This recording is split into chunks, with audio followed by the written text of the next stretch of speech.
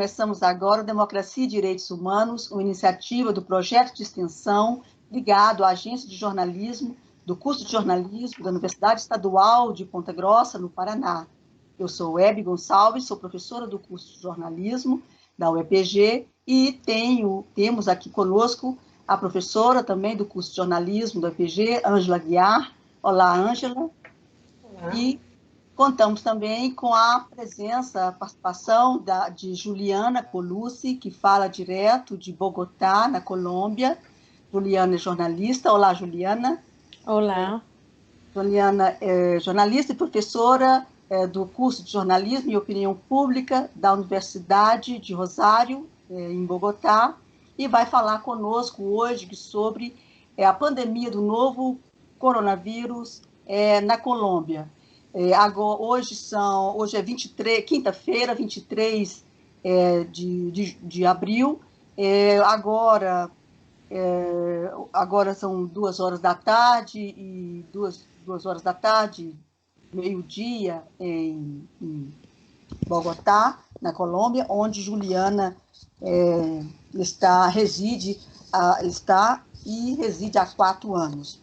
Juliana, gostaríamos que você comentasse sobre a Covid na Colômbia, um país que faz fronteira com 5 países, né? O Panamá, Venezuela, Equador, Peru e Brasil, e teve o caso registrado da pandemia na segunda semana de março, e na primeira semana de março. E na segunda semana de março, o governo já decretou o fechamento das fronteiras. Gostaria que você falasse dessa situação e como que a população reagiu a essas medidas do governo de isolamento social. Então, nós começamos com uma simulação de isolamento social no dia 19 de março, porque no dia 21 era feriado. Então, a ideia era para que as pessoas não saíssem das suas cidades, das suas casas. E então começou com essa simulação e depois já emendou no isolamento social que nós estamos até hoje, que foi prolongado até o dia 11 de maio, mas possivelmente nós vamos estar todo mês de maio, digamos, nesse isolamento social preventivo obrigatório, né? Às vezes o governo tenta mudar de nome ou falar que vai ter um isolamento social preventivo inteligente, mas por enquanto fica no isolamento social obrigatório.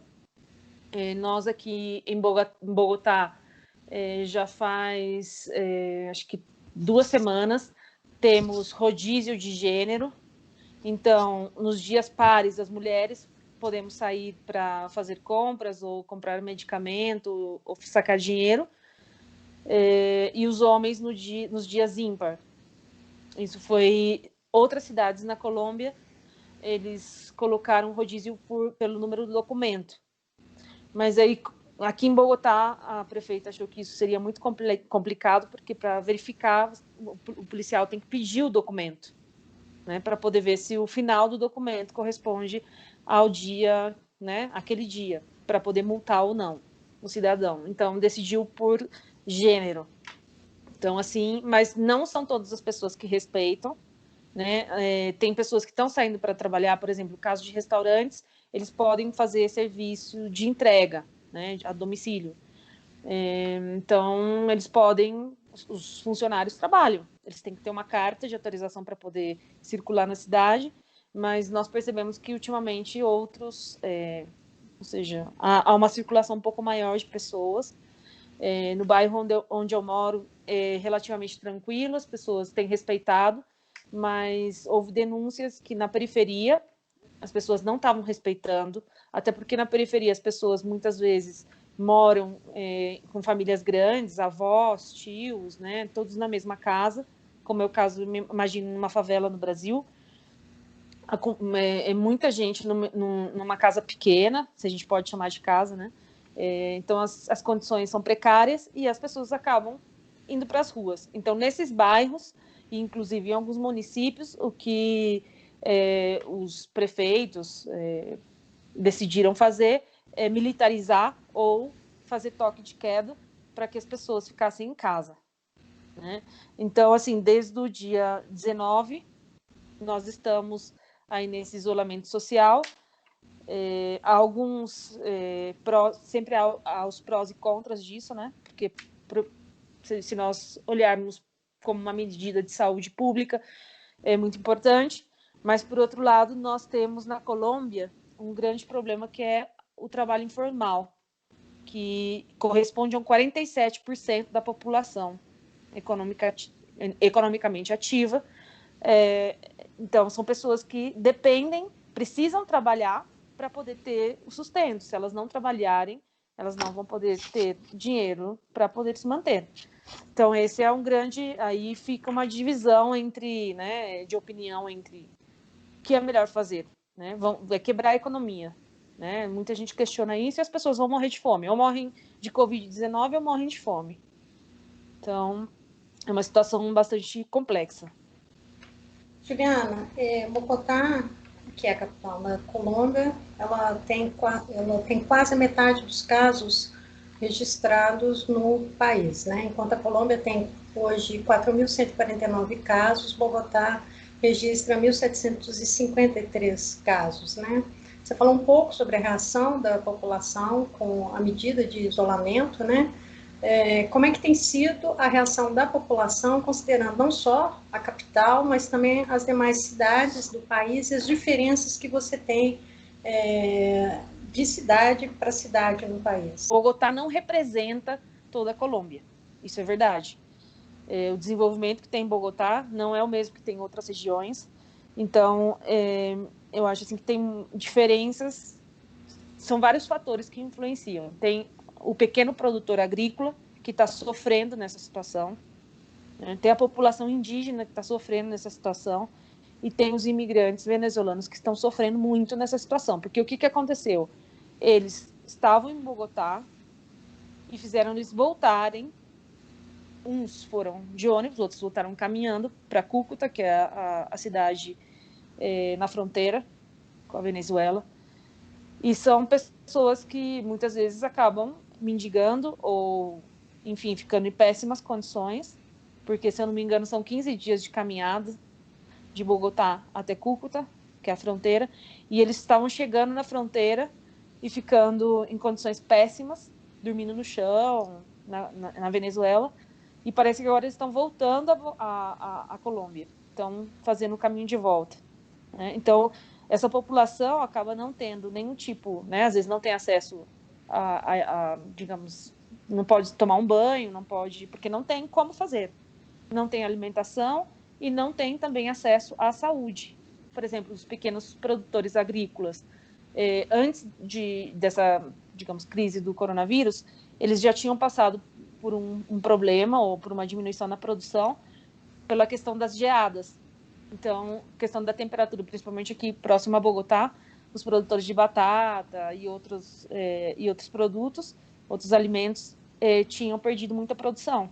Então, eles já vinham de uma baixa de produção, já tinham perdido, já não tinham como se manter, e passou para essa questão, né, da crise do coronavírus, e o governo fez digamos, uma facilidade para empréstimo, mas já estavam denunciando na imprensa de que esses empréstimos ou esses financiamentos para a produção agrícola estavam chegando só aos grandes produtores. E, além disso, os pequenos produtores tinham medo de fazer uma dívida e depois não conseguir pagar. Por uma questão óbvia, que nós não sabemos como vai ficar a situação nos próximos anos, né, econômica. Então, assim, tem os dois lados, né? E a Colômbia é um país pobre. Então, a maioria tem dificuldade, independente da região que mora. Por exemplo, as regiões que vivem do turismo estão paradas, totalmente paradas. Então, assim, todo o Mar do Caribe, que é Cartagena, San Andrés, Barranquilla, várias cidades que dependem do turismo, estão paradas, e a população, por mais que receba uma pequena ajuda, não tem como viver com R$300 durante toda a quarentena. No Brasil, nós temos o SUS, que é o Sistema Único de Assistência Social, e o SUS, que é o Sistema Único de Saúde, que garante a todos assistência à saúde, né? Então, como está sendo essa questão da confirmação dos números e como é que está sendo essa questão da assistência às pessoas, não só no caso da saúde, né, mas como o Covid ele gera uma crise sanitária, né, e também uma crise no trabalho, como é que está sendo essa assistência? Então, eu vou falar do caso específico aqui de Bogotá que eu conheço mais. Então, na questão especificamente dos hospitais, da infraestrutura, montaram aqui em Bogotá, um recinto de feiras, de exposição, um hospital para atender, digamos, como se fosse um hospital mais básico, um pronto atendimento, para doenças diferentes do coronavírus, que não sejam extremamente graves, mas que para poder atender outros doentes, porque a prefeita entendeu que era melhor fazer isso do que mesclar os doentes com coronavírus com outros tipos de doentes. Então, para abrir mais leitos em outros hospitais que têm melhor infraestrutura para poder atender aos pacientes que cheguem com coronavírus.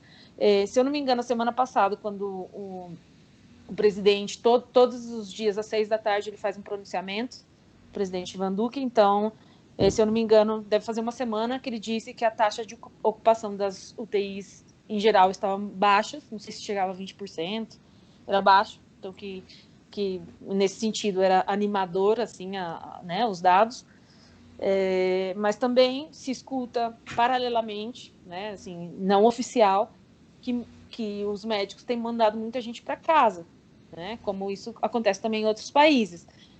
Ainda que se identifique que o paciente tem coronavírus, que já está diagnosticado, vai se tratar em casa se não tem sintomas muito graves. Então, assim, a gente não sabe se realmente, né, a ocupação não está baixa porque realmente não tem casos tão graves, ou o número de casos graves são baixos, ou porque eles estão mandando muita gente para casa. Aqui também muitos médicos reagiram mal ou negativamente a um decreto que o presidente publicou, obrigando todos os médicos a trabalhar em caso de necessidade, eles têm que trabalhar.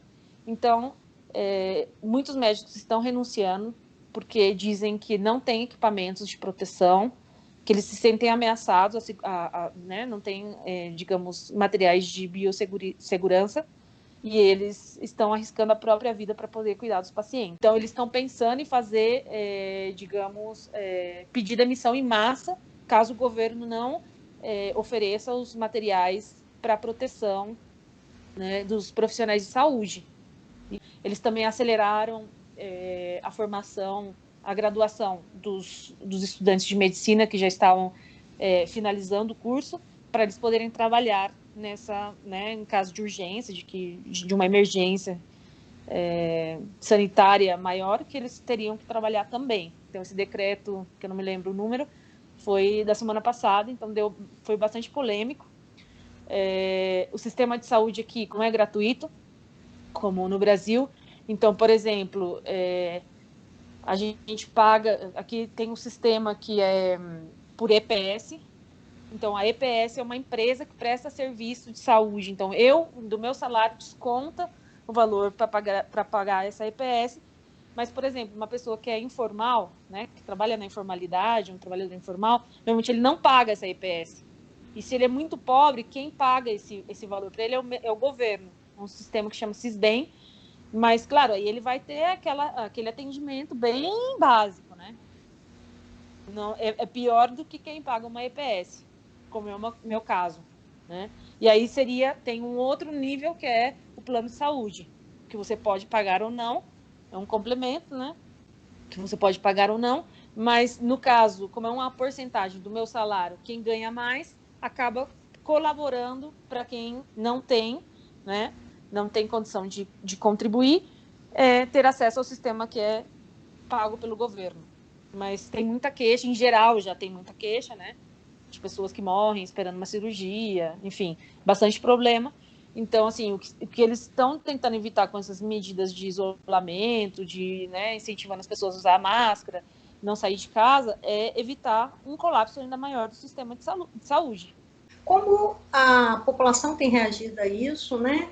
E o que esse anúncio de abertura significa, né, se a gente tem que os epidemiologistas dizem que na América Latina nós teremos há uma previsão de um pico da doença em maio e junho. Como é que tem sido a reação da população em relação a isso?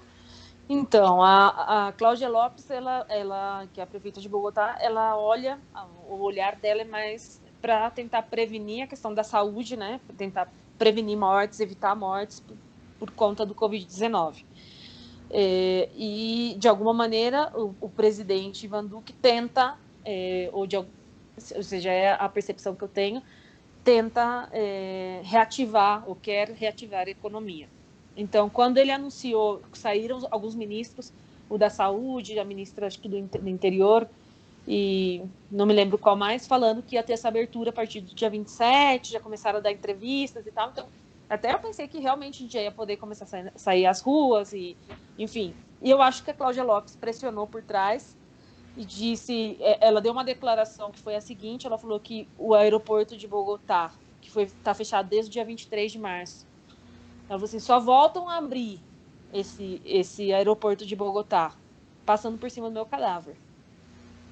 Né? Ela foi realmente incisiva com isso. Por quê? Porque ela acredita, e eu também acredito, que a porta de entrada para o vírus em Bogotá, e o maior número de casos que é Bogotá, é por conta do aeroporto.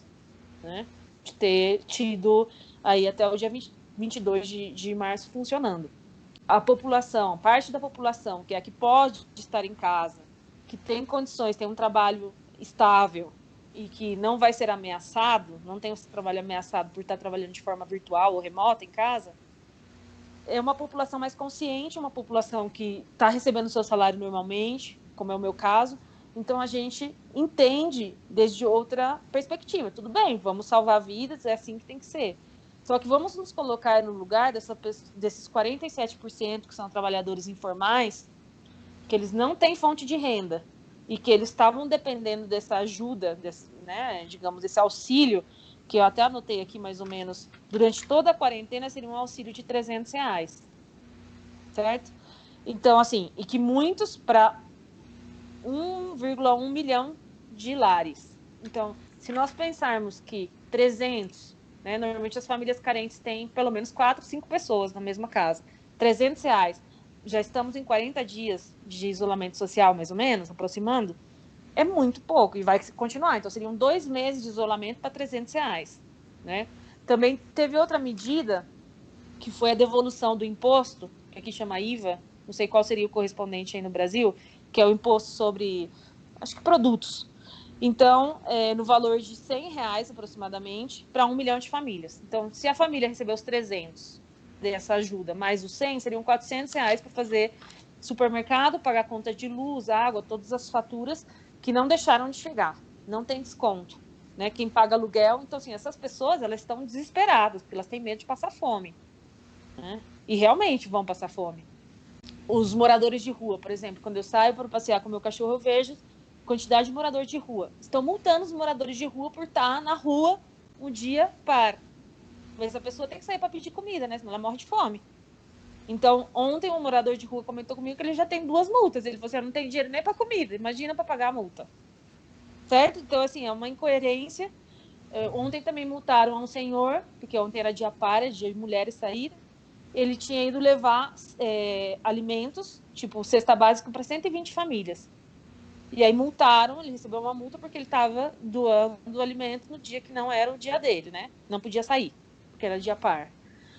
Então, assim, são questões que geram, digamos, divergências de opinião. E ao ser um país, como eu disse, de maioria de pessoas pobres, carentes, elas acabam ficando de mãos atadas.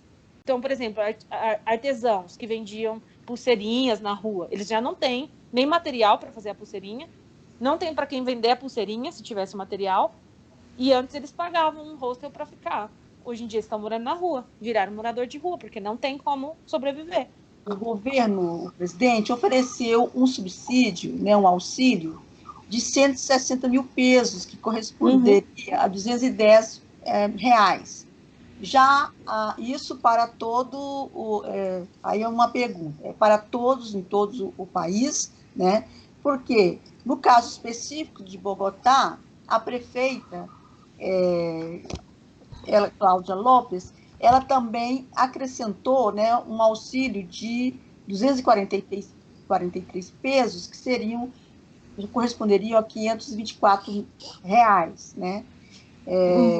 Gostaria de saber se esse auxílio chega, de fato, a toda a população, no sentido assim, você está mencionando uma população de 47% economicamente ativa, que população que estaria sendo beneficiada desse auxílio, e se quer dizer, os ambulantes, quem é que estaria de fora deste auxílio? Que população que estaria fora desse auxílio e que não será contemplada de modo algum, né, por esse subsídio do governo? Teve muita queixa que esse dinheiro não estava chegando, muita denúncia, inclusive da devolução do imposto também, que as pessoas não estavam recebendo. Por quê? Colômbia também é um país de muita corrupção. Então, pode ser que as pessoas que estejam cadastradas, pelo que eu me lembro, são pessoas que estão cadastradas, são realmente pessoas pobres, famílias pobres, mas têm que estar cadastradas. Não são todas as pessoas que recebem, tenho certeza absoluta. Por exemplo, o morador de rua não está inscrito no sistema, né? A maioria não está, senão eles estariam na rua, pelo menos o básico eles teriam. É uma população totalmente vulnerável. Os venezuelanos também não têm direito nenhum. Né? A maioria dos que estão na rua ou estão num hostel, eles estão ilegais. Né? Porque para fazer a documentação também eles precisam ter dinheiro e eles não têm emprego nesse momento. Né? Então, fica essa questão aí. Sim, tem uma assistência, estão tentando ajudar, mas essas ajudas não chegam a todas as pessoas que precisam. Né? E eu acho que nas regiões, ou seja, nas outras regiões da Colômbia, essa situação pode ser ainda mais, né? Os prefeitos, governadores das regiões estavam tentando fazer pequenos empréstimos para essas pessoas que trabalham, por exemplo, com turismo, tal, mas as pessoas dizem, se a gente pegar o empréstimo, depois como que nós vamos pagar isso? Não sabemos quando vai voltar o turismo. Né? Tem regiões que é puro turismo, está tudo fechado. Né? Então, aí as pessoas também perdem o emprego. O que tem funcionado aqui? Alguns restaurantes, eu moro num bairro que tem uma rua cheia de restaurantes, talvez menos de 10% desses restaurantes estão abertos, estão pagando aluguel. Outra queixa que teve com relação às ajudas, no começo, quando começou a quarentena, Cláudia Lopes disse que nós não íamos pagar conta de luz e água e gás durante 3 meses. Só que isso era mentira, por quê? Afinal de contas, alguém tem que pagar esses gastos. Se nós não pagamos, o governo tem que pagar, o governo tem dinheiro. Então, já tirou essa possibilidade. Chegou a fatura normal, né? Então, assim, a pessoa que está na informalidade, ela não vai poder pagar. Ela pode acumular, mas ela vai ter que pagar e com juros. Quem tem empréstimo, por exemplo, no banco, hipoteca, financiamento de imóvel, os bancos estão congelando por 3 meses, não sei como está a situação aí no Brasil, mas congelando por 3 meses o pagamento dessas prestações. Só que, assim, é um congelamento um pouco falso também. Por quê? Os juros, você vai ter que pagar durante os próximos 12 meses. Essa ajuda é muito pequena se comparado, né? Se dá esses 300 e poucos reais durante 2 meses, não alcança nem para alimentação de uma família. E os outros gastos? Com relação ainda aos auxílios, Juliana, no Brasil, esse benefício tem tido um entrave para chegar à população que, de fato, precisa, né? Um dos primeiros entraves é a questão do registro no CPF. Como você colocou aí na Colômbia, que é preciso ter um cadastro, aqui no Brasil, a condicionante tem sido o CPF regularizado. Quem não tem esse CPF regularizado está tendo maior dificuldade de regularizar junto, né, no caso, a Caixa Econômica Federal aqui no Brasil. E a outra questão é o acesso à internet. As pessoas têm a inscrição, né, e tem o CPF regularizado, faz a inscrição por um aplicativo da internet, né? do governo na internet. E também tem esse gargalo da população que precisa, realmente precisa, não tem o acesso à internet. Uma outra dificuldade, barreira, para esse benefício chegar, de fato, de forma efetiva e eficaz, rápida, a quem de fato precisa. Eu queria que você também pontuasse um pouco se isso acontece na Colômbia. Né? Eu acredito que sim, acontece, porque muitas pessoas carentes estavam reclamando que o dinheiro não estava chegando, porque eles estavam criticando no começo, mas nós não temos conta bancária, como vai ser esse pagamento? Então, até onde eu li, eles estavam fazendo envio de dinheiro, porque aqui tem uma forma que eles, para mim, é muito própria daqui, que você pode mandar dinheiro, tem uma empresa que você manda, como se fosse um banco, você manda dinheiro para uma pessoa e ela retira em outro estabelecimento como esse, por exemplo, não sei, o Banco X, não vou falar o nome do banco, né? E aí ela vai numa agência e ela mesma retira esse dinheiro apresentando documento de identidade. Ela não precisa ter uma conta. Então, eles falaram para as pessoas ficarem tranquilas que ia chegar esse dinheiro. Mas muitas pessoas reclamaram, dizendo que o dinheiro não estava chegando. Então, outra questão que também estava, que também é um problema, foram os aumentos de preço. Sei que não é diretamente com o tema que você me perguntou, mas que influencia, que foi não só o aumento de preço, senão que a corrupção relacionada ao preço dos alimentos. Então, várias denúncias que fizeram nos telejornais que eu vi, a imprensa em geral, falando que nos municípios das regiões, o próprio prefeito, né, contratando alimentos a preços exorbitantes. Por exemplo, meio quilo de arroz custando R$6, né? Uma lata de atum custando R$25. Então, aí começaram a verificar que também estava havendo corrupção nas mesmas prefeituras, né, dessas regiões. Então, aí houve denúncia com relação a isso. E outra questão das ajudas, ou seja, a ajuda está mais ou menos desenhada para atender as populações carentes aqui a sociedade está organizada por estratos sociais. Então, o mais pobre é estrato 1 e 2, até chegando aos mais ricos, que são estratos 5 e 6. Então, está desenhado para a população de estrato 1 e 2.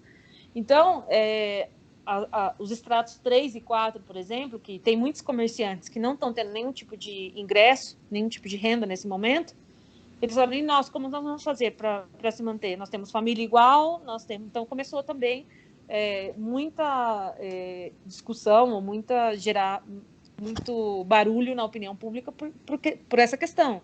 Então, os bares, casas de shows, artistas, como nós vamos fazer? Nós vamos quebrar todos, né? Então, não tem auxílio para essa outra, digamos, esse outro setor, né? Sim, em teoria, né, o extrato 3 e 4, ele pode se manter, ele tem dinheiro para se manter, mas aí depende, se eu sou comerciante, meu comércio está fechado, eu não tenho dinheiro.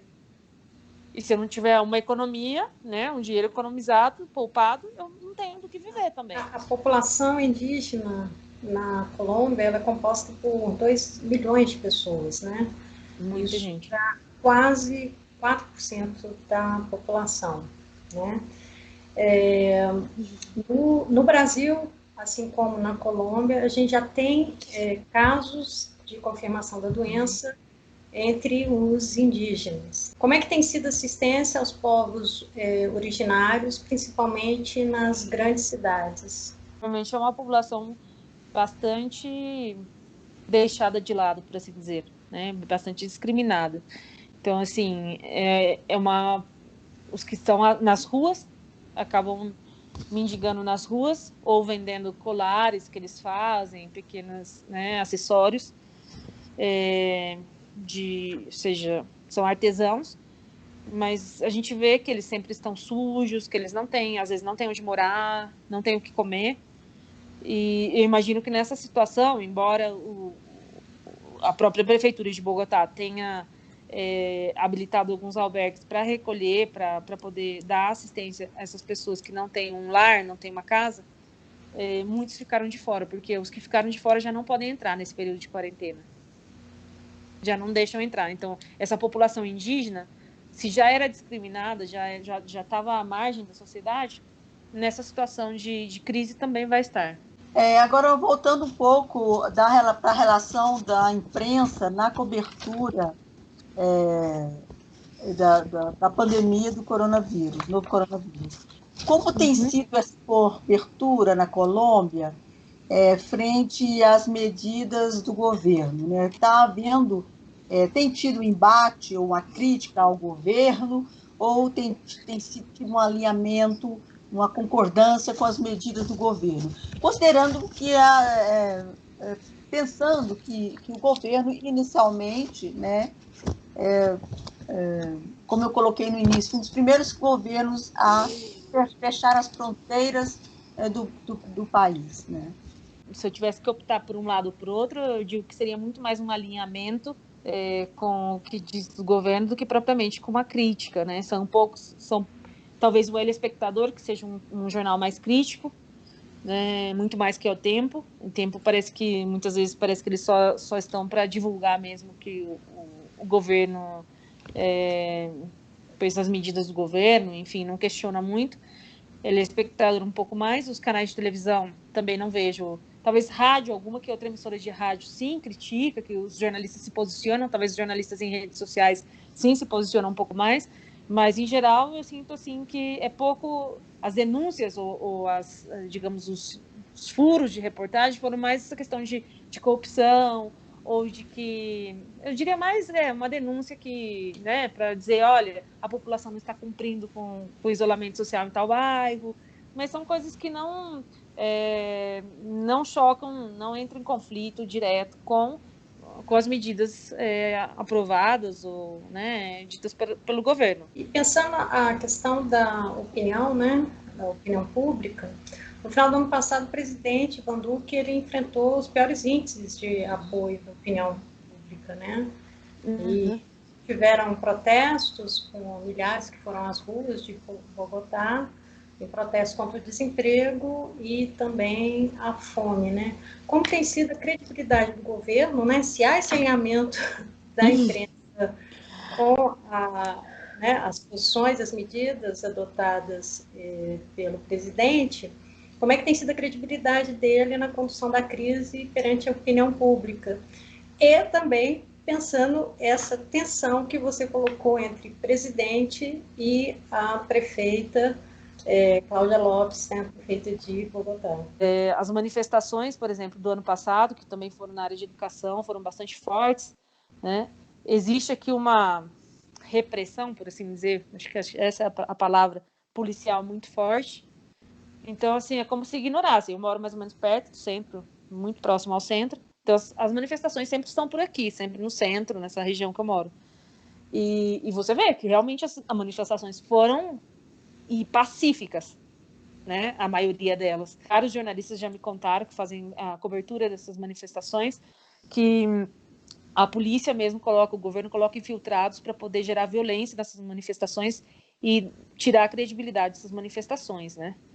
Tem uma expressão aqui que é poner los pantalones, quer dizer, quem veste as calças mesmo e é a que toma a rédea da situação é a Cláudia Lopes, porque o outro é como, tipo, ela chama ele de lado e fala, não, isso você não vai fazer, e ele mudou realmente várias vezes de opinião, né? Quando ela falou assim, não, aqui você não vai fazer isso. E como Bogotá é a principal cidade, a maior cidade, então, assim, tem digamos, uma tendência já histórica de que o prefeito ou a prefeita de Bogotá tem muita influência no governo. Aqui, as medidas que eles tomam aqui são muito copiadas da Espanha. Porque quando lá na Espanha o Pedro Sánchez diz que vai aumentar o isolamento, né, vai estender, eles vão lá e colocam aqui também. Então, pegar as medidas de lá e colocar aqui, aplicar aqui sem considerar o contexto, né, principalmente esse contexto da informalidade, né, o contexto da infraestrutura de hospitais e etc., é complicado, né? Muita gente diz que é ela que está trabalhando como presidente. Realmente, ela é muito coerente nas medidas, né? A Cláudia Lopes, desde o começo, ela foi muito coerente nas medidas e acho que ela foi responsável por pressionar e pelo fato da quarentena começar de forma, digamos, realmente preventiva, né? No dia 19 de março. Não tem uma influência também dos Estados Unidos, de Donald Trump? Olha, eu não vejo tanto assim, não. Por quê? Porque o Trump, no começo, estava mais ou menos com o mesmo argumento, né, do Bolsonaro no Brasil, que isso é uma gripezinha, não vai acontecer nada, vamos deixar rolar, né? O Trump demorou muito mais para fechar aeroporto, né, para fechar as fronteiras, e aqui isso não aconteceu, né? Não teve essa... nesse aspecto, eu acho que o governo acertou de começar as medidas preventivas antes que estourassem os casos, né? Tinha pouquinhos casos, né?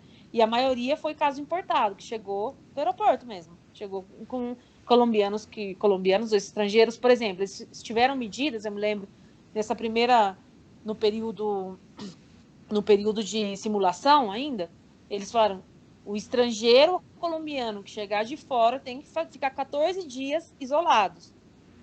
Se for pego na rua, vai ser deportado, no caso de ser estrangeiro. Então, por exemplo, me lembro de vários casos de estrangeiros, franceses, holandeses, espanhóis, que foram para cidadezinhas pequenas aqui perto de Bogotá, 2, 3 horas, e lá a população conhece, sabe, quando é estrangeiro, sabe, né? E a população mesmo começou a denunciar, eles foram todos deportados. E isso foi na primeira semana de quarentena, primeira, segunda, né? As pessoas falam, não, vocês estão trazendo o vírus para cá, né? Então, assim, coisas que o próprio Trump não teve medidas assim no começo, né? E foi o que gerou todo, né, também, não só isso, o caos que está lá, o número de mortes em Nova York, né? Enfim. Então, eu não sinto que haja essa influência. Eles tentaram prevenir justamente porque poderia ser um caos total, porque o sistema de saúde aqui não é bom, né? Não tem boa infraestrutura e, além disso, é um país pobre, né? Então, de alguma forma, conseguiu frear essa curva de contaminação, de contágio. Juliana, já caminhando para a última pergunta, gostaria de tocar na questão das redes sociais, né? Como que a população tem, né, como tem circulado essa informação nas redes sociais e como isso tem impactado o governo a tomar decisões, né, medidas. Agora não há como fazer manifestações, né? Não tem como fazer isso. Então, as redes sociais, num país em que a democracia é frágil, como é na Colômbia, eu acho que tenho a sensação que as redes sociais não têm tanta influência na hora de tomar, né, do governo tomar uma medida. Não acho que tem tanta influência, não, porque é uma democracia frágil, fragilizada. O que eu tenho achado interessante é que tanto a Cláudia Lopes como o Ivan Duque, que é o presidente, eles fazem lives pelo Facebook Live, e eles respondem as perguntas, né, uma seleção de perguntas, mas que vem dos cidadãos que estão conectados no momento. Então, eles fazem sessões, é a parte do pronunciamento, senão que é para tirar dúvidas do público. Então, isso eu achei interessante, porque como, em algumas situações, tranquilizar a população ou esclarecer certos aspectos, mas que, ao mesmo tempo, ou seja, isso não sei se implica ou influencia numa medida ou num decreto. O que sim pode ser que influencie é a postura dos médicos, né, dos profissionais de saúde, porque eles têm pressionado bastante, e talvez também os empresários, né? Juliana, agradecemos muito a sua participação e deixamos aqui para suas considerações finais. O governo na Colômbia, tomou medidas de forma rápida, porque eu não esperava isso do governo, não pensava que eles fossem fechar fronteiras rapidamente, fechar aeroportos, né, tomar, incluso fronteiras. Nós não podemos sair dos municípios que nós estamos. E, por outro lado, o país, ao ser um país pobre, que não tem tanto, né, digamos assim, como os países europeus, que têm um caixa aí mais forte, tem uma economia mais forte, não tem para dar apoio às pessoas carentes, aos trabalhadores informais. Então, o grande temor é que muitas pessoas aí passem fome até essa economia voltar a estar ativa outra vez, né? Porque nós temos que lembrar que aqui o salário mínimo é de em torno de R$1.000 e poucos, R$1.100 mais ou menos, fazendo, né, o câmbio. Então, não dá para muito se você estiver trabalhando. E se não estiver trabalhando, é uma realidade muito triste de ver. Obrigada, Juliana, pela contribuição. Obrigada, Ângela, pela essa participação. essa parceria e voltamos com democracia e direitos humanos em breve. Obrigada a você que nos acompanha. Até breve.